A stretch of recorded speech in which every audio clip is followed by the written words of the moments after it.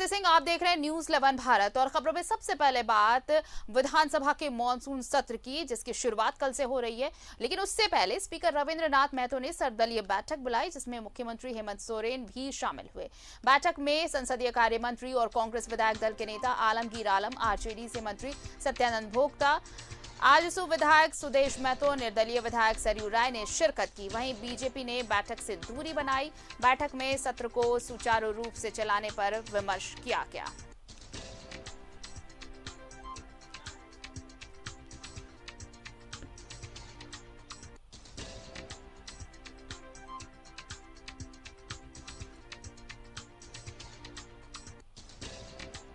Monsoon सत्र को लेकर सर्वदलीय बैठक, मुख्यमंत्री हेमंत सोरेन ने भी शिरकत की है इस बैठक में।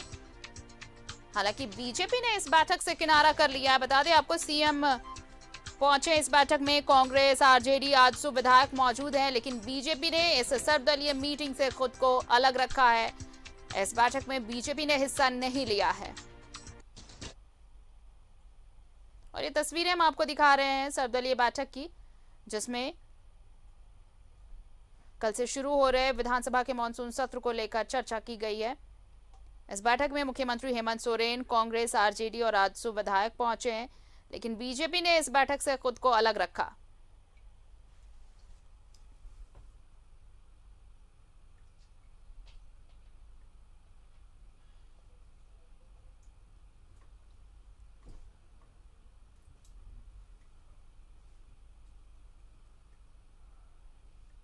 कांग्रेस, आरजेडी, आजसू के विधायक इसमें मौजूद रहे, लेकिन बीजेपी ने इस बैठक में हिस्सा नहीं लिया। बीजेपी ने खुद को इस बैठक से अलग रखा है। बीजेपी ने बैठक से किनारा कर लिया।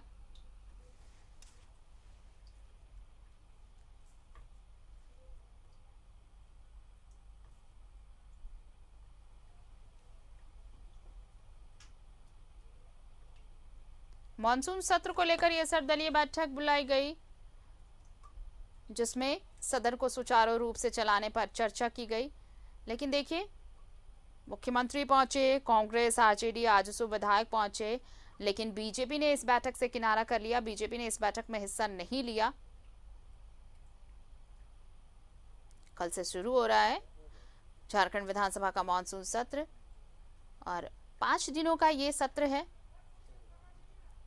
मंथन इस बैठक में कि कैसे सत्र को सुचारू रूप से चलाया जाए, पक्ष और विपक्ष सहमति बनाकर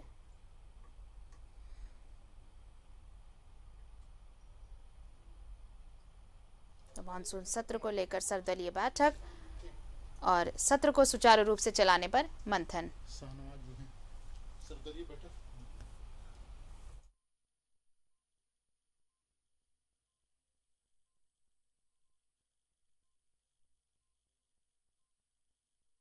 चलिए सीधे रुक कर लेते हैं अपने सहयोगी शाहनवाज अख्तर का, इस वक्त हमारे साथ जुड़ रहे हैं।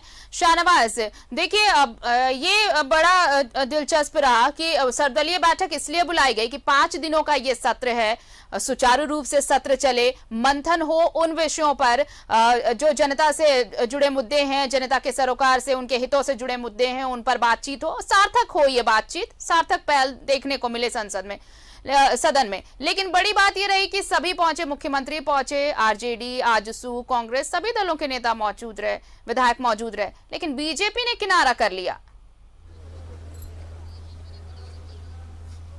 हाँ बिल्कुल, और जाहिर है अपना इरादा भी जता दिया भारतीय जनता पार्टी ने कि उनका जो रवैया होगा वो आगामी मानसून सत्र में वो बहुत आक्रामक होगा और वो बहुत क्वेश्चंस का जो प्रहार है वो सरकार पर रखेंगे। लेकिन मुख्यमंत्री से जब सवाल हुआ तो उन्होंने कहा कि ये लोकतांत्रिक अधिकार है उनका कि वो चाहे आए या ना आए, इनविटेशन उनको जरूर गया होगा स्पीकर की ओर से। स्पीकर ने भी इस पर बहुत सकारात्मक ढंग से जवाब दिया और कहा कि कोई मजबूरी रही होगी, जाहिर है वो नहीं आए हैं, कहीं बारिश हो रही है, मानसून का जमाना है।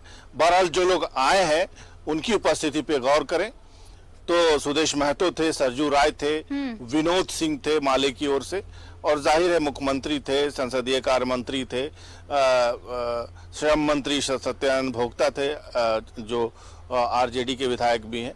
तो कुल मिलाकर के सदन कैसे चले, सुचारू रूप से चले, शांतिपूर्ण ढंग से चले, उनका जवाब माननीय विधायकों का जो अफसरान समय पर दें, ये सवाल भी उठा कि सवाल के जवाब नहीं मिलते हैं।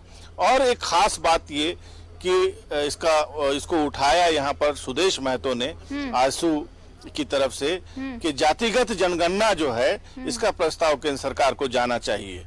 तो इसके संबंध में स्पीकर साहब ने कहा कि अगर कार्य मंत्रणा समिति में ऐसी कोई बात आती है, कोई ऐसी डिमांड आती है, तो सदन में 5 दिन का सत्र है, तो जाहिर है इस पे विचार जरूर किया जा सकता है।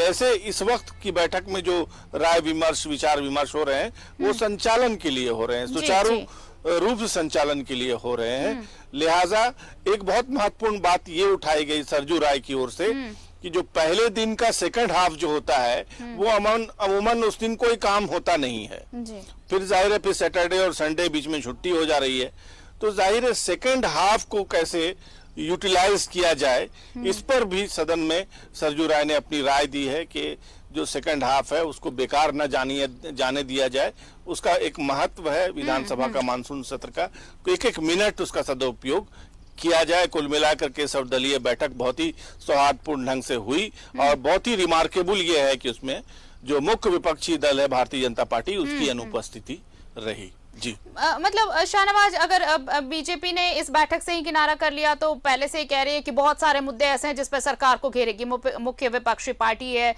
राज्य में, तो ये एक साफ संकेत है कि किसी भी मुद्दे पर वो पीछे हटने के मूड में नहीं है या फिर सरकार को कोई ये ऐसा मौका नहीं देना चाहती कि वो निकल सके, यानी कि हर मुद्दे पर पूरी तरह से तैयार सरकार को घेरने के लिए बीजेपी। हाँ, बेशक यही इशारा है। जाहिर अनुपस्थिति कोई ऐसे नहीं हुई है, कोई इंसिडेंटली नहीं हुई है, किसी कारण से नहीं हुई है, जानबूझ करके एक रणनीति के तहत सरकार को ये संदेश देना उनका मकसद था और संदेश मिला भी है। जाहिर है मुख्यमंत्री जब खुद अभी प्रदेश में नहीं थे, आज ही वो लैंड किया उन्होंने और उसके बाद वो बैठक में आए, तो जाहिर है इस बैठक में अगर भारतीय जनता पार्टी की अनुपस्थिति रही है तो उसका साफ संकेत यही है कि आने वाला जो सत्र है वो बहुत ही आक्रामक होगा और विपक्ष के कड़े कड़े सवालों का पूरा सामना करना पड़ेगा सरकार को, पूरी तैयारी के साथ सरकार को आना पड़ेगा। और ये जो 5 दिन का सत्र है वो बहुत ही दिलचस्प होने वाला है, गर्मा गर्म रहने वाला है, बहुत जबरदस्त बहस भी होगी, बहुत सवालात भी उठाए जाएंगे और जाहिर है जो और चीजें होती हैं विधानसभा में वो सारी चीजें भी हो सकती हैं। तो ये उम्मीद की जानी चाहिए शाहनवाज कि भले ही सवाल पूछे, सवालों को लेकर एक लिस्ट जरूर तैयार की है बीजेपी ने और कई मुद्दों पर सरकार को घेरने की कोशिश है, लेकिन ये दोनों को ख्याल रखना होगा, चाहे वो सत्ता पक्ष हो या विपक्ष हो, कि जनता के मुद्दों पर बहस हो और एक सकारात्मक जो नतीजा है वो निकलकर सामने आ पाए इस सत्र में। अब देखना होगा कल से क्या कुछ होता है अगले 5 दिनों के कार्रवाई। बहुत बहुत शुक्रिया हमारे साथ जुड़ने के लिए आपका शाहनवाज। तो कल से झारखंड विधानसभा का मॉनसून सत्र शुरू हो रहा है और इसे लेकर सर्वदलीय बैठक बुलाई गई जिसमें मुख्यमंत्री पहुंचे, आपको बताया कि आजसू के विधायक पहुंचे, कांग्रेस के विधायक पहुंचे, लेकिन बीजेपी ने इस बैठक से किनारा कर लिया, बीजेपी ने इस बैठक में हिस्सा नहीं लिया।